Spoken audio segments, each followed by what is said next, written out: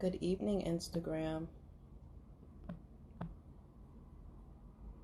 Let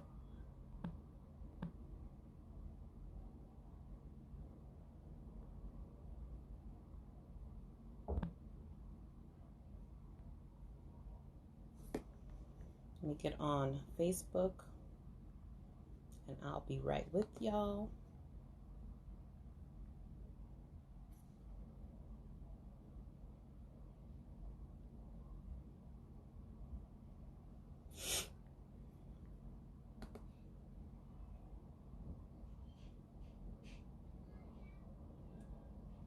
Good evening, Facebook.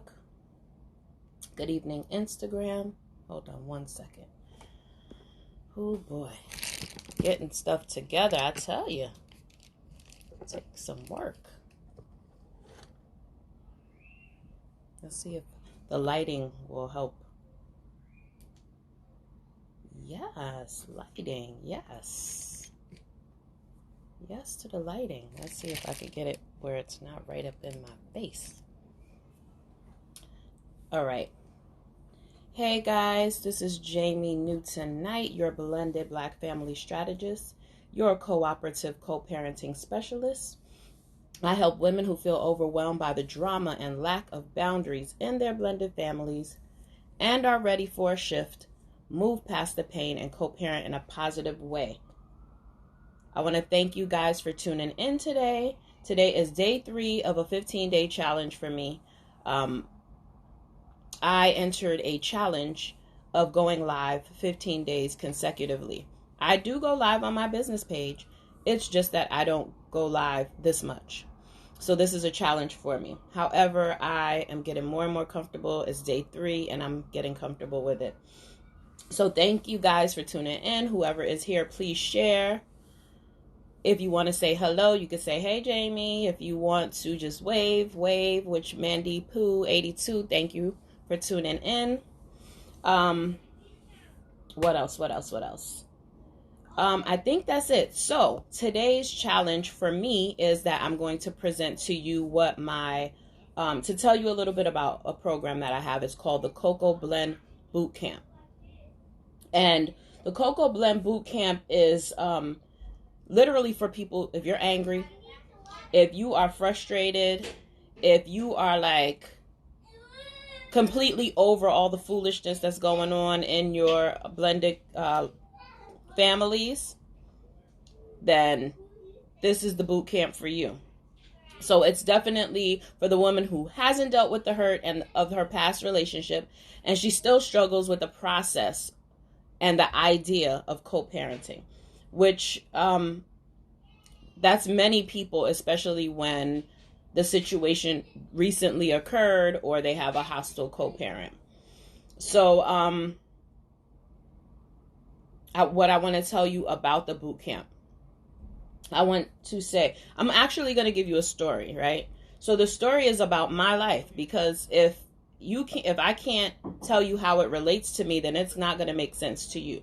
So the way that this appeared in my like I'm blended in a couple different ways. I have a 25-year-old daughter, and I had her when I was 17, so I was a teenage mom. And her father and my relationship was a very short one. It wasn't a long relationship, so co-parenting wasn't going to be an issue. However, he was pretty much absent for a good majority of her life growing up until she was probably about 6 or 8 years old. And so we didn't really have a big issue with co-parenting. And then when he did decide to be more present, it wasn't an issue. So when you hear me speak, you will most often hear me speak about my son's father, who I was with for an extended period of time. We were engaged to be married. That's the relationship that you will hear me talk about the most. So in that relationship, just picture your wedding gown is all picked out. Your venue has been decided on. The cake, the dresses for the bridesmaids, the groomsmen have chosen their tuxes. Everything has been selected. And then 3 months before your wedding, you find out the person that you are planning to marry in a couple months is cheating on you. And now the wedding clearly is off. So now what do? What I did was like, at first I was like, okay, it's going to be okay. You say that thing, you preach that thing to yourself in your mind, almost to like get yourself on the right track. But mentally and physically, I was like, oh my goodness, I had given this person 7 years of my life. We have a son together. What am I going to do? I literally didn't know what I was going to do. Now, mind you, I started to have a gut feeling that something was going on. I wasn't sure exactly what the something was, but I felt something was going on. And so I prayed and I said to God, God, if this man is not for me, please take him away. And let me tell you something about God. If you don't want it, then maybe you should just not ask, because literally I don't even know if it was a whole 24 hours. I don't remember it being that long after that he literally snatched the rug from under my feet, and that wedding was off. And I was packing up this man's clothes, and I was like, you gotta go somewhere. You ain't staying here, but I don't care where you go, but it ain't gonna be here. And then co-parenting in a situation like that, now I just find out you're cheating on me. We're engaged to be married in a few months, and then I find out that not only are you cheating, but now time passes, and the person that you're dating is the person that you were cheating with, right? So, and now she's your girlfriend. Now you want her to be around our son. So now I have to get used to the fact that my son is going to be around this person who you cheated with. And so that was a hard pill to swallow. So I was extremely mad. I was extremely angry, to say the least. And it took me, like, I didn't identify myself as being mad. I didn't identify myself as being angry. I just was like, I was almost like going on as if everything was fine. I was going on as if everything was okay. But the reality was that everything was not okay. Everything was not fine. It just wasn't. That was the reality. Everything was not okay. Everything was not fine. Hold on for 1 second. So yeah, so that happened. And just trying to deal with him in a cooperative way, or in a way that was cordial, period, was something extremely hard for me to do. I couldn't even see past the red that I was seeing. So all that anger that I was feeling, I couldn't see past the red. So there was no way that I was going to be able to co-parent with this man in a way that was going to be good for our son. So I went through so many different feelings, but I kept pretending that I wasn't feeling.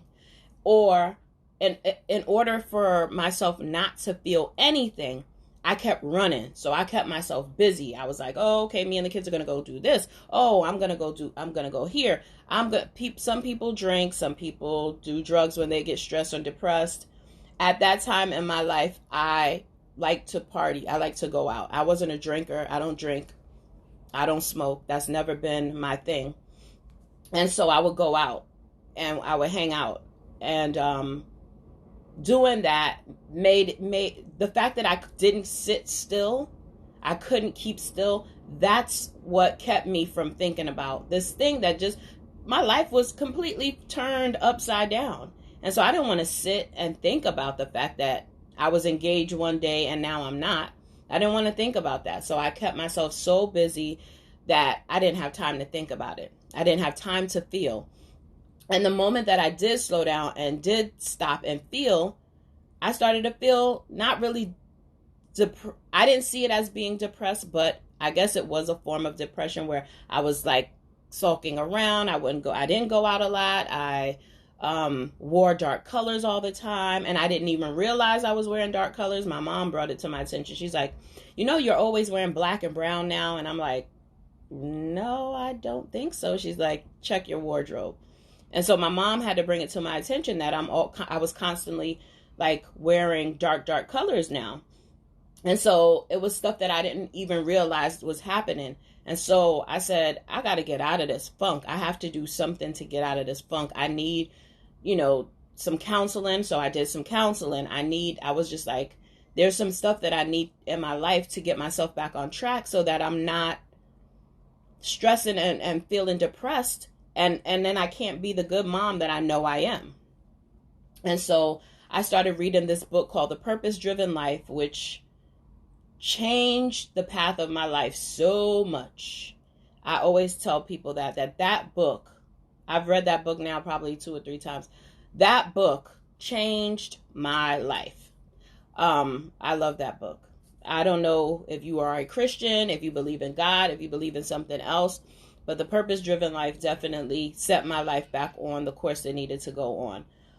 After that, I decided that I wasn't going to date. I wasn't going to hang out. I was just going to stay focused on what I needed to focus on, which was myself and my children. I decided to become celibate. I was like, I'm not engaging. I'm not dating. I'm not going to do any of that stuff. I need a clear understanding of what my next step is going to be, because what I'm doing isn't working.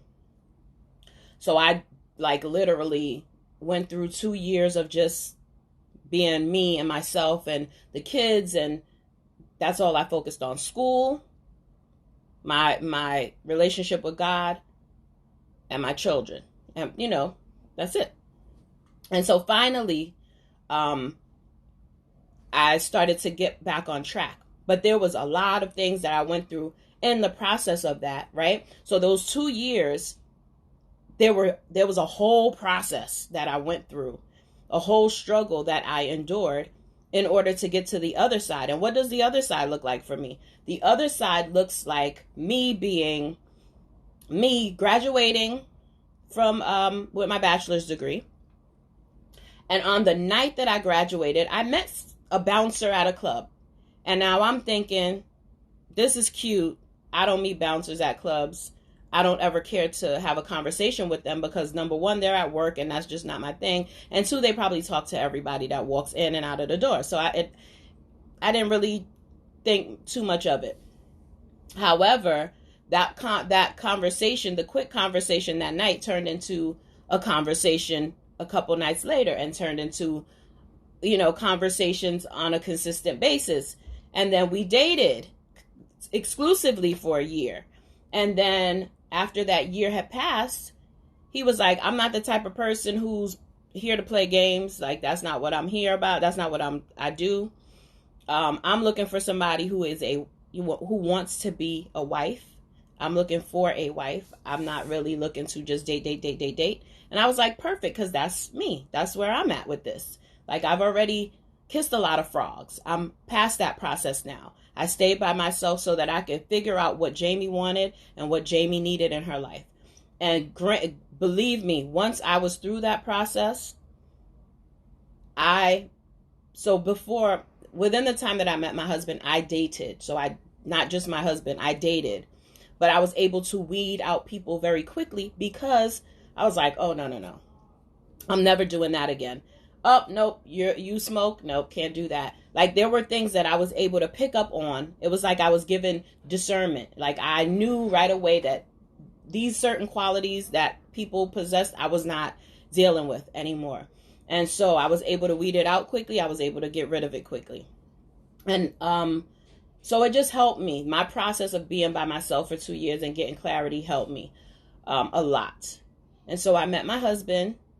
We got married 2 years after meeting. And now we have 2 children.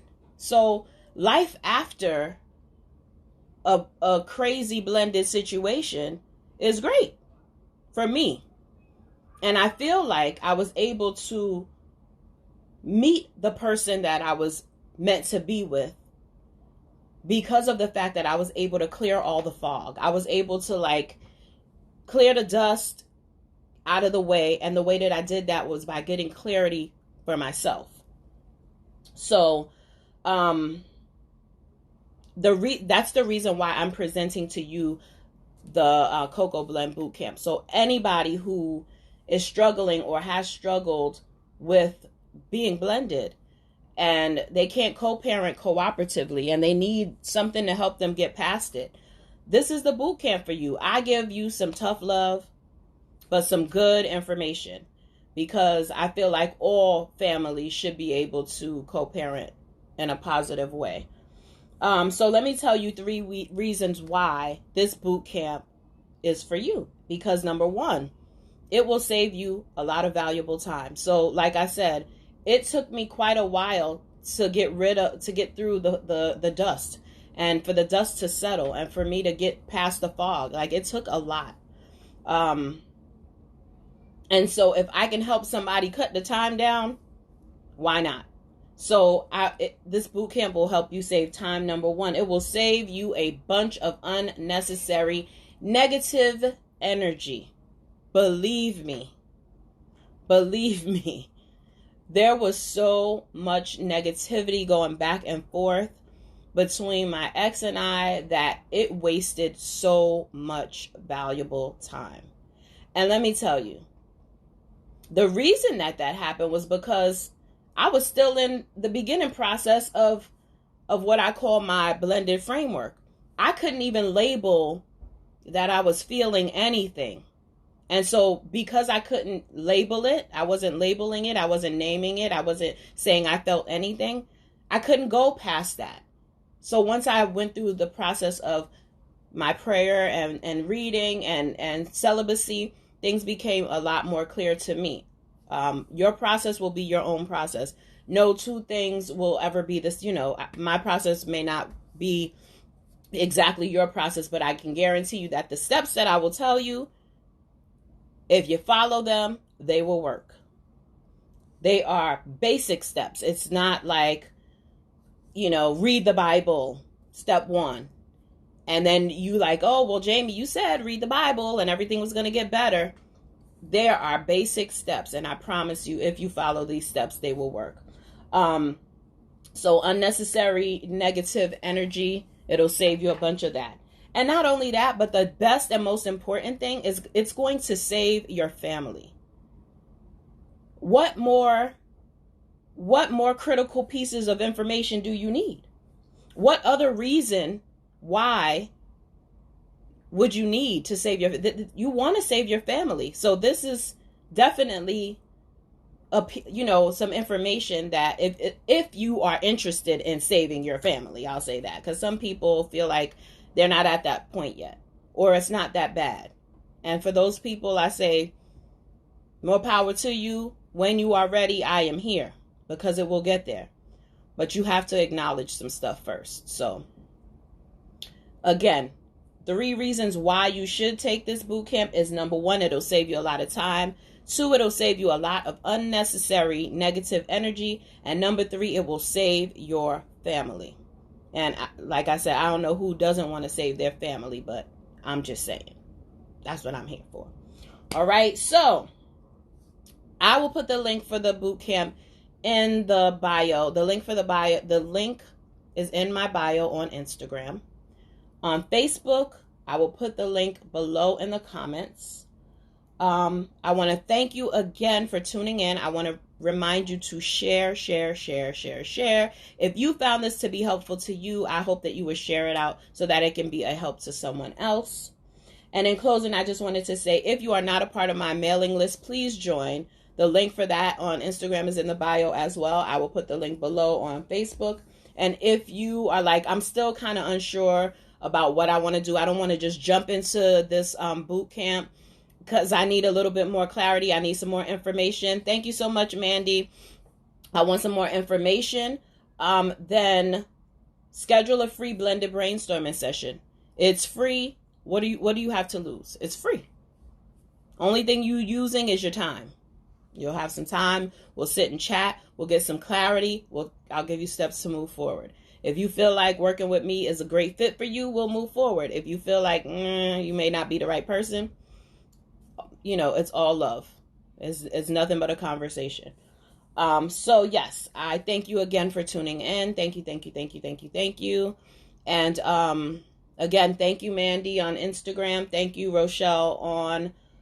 Rochelle, that's my boo from work. Rochelle on Facebook. And share this video. But if you are ready, you have all of the ways to connect to me. The Blended Bootcamp is available. a strategy session is available, you have access. So I hope everyone enjoyed this live. I hope you guys have an amazing evening, or rest of your evening, because it is 8:30 p.m. Eastern Standard Time. Check me out again tomorrow, which is day 4, at 8 p.m. for another live. I'll see you guys later. Have a good night.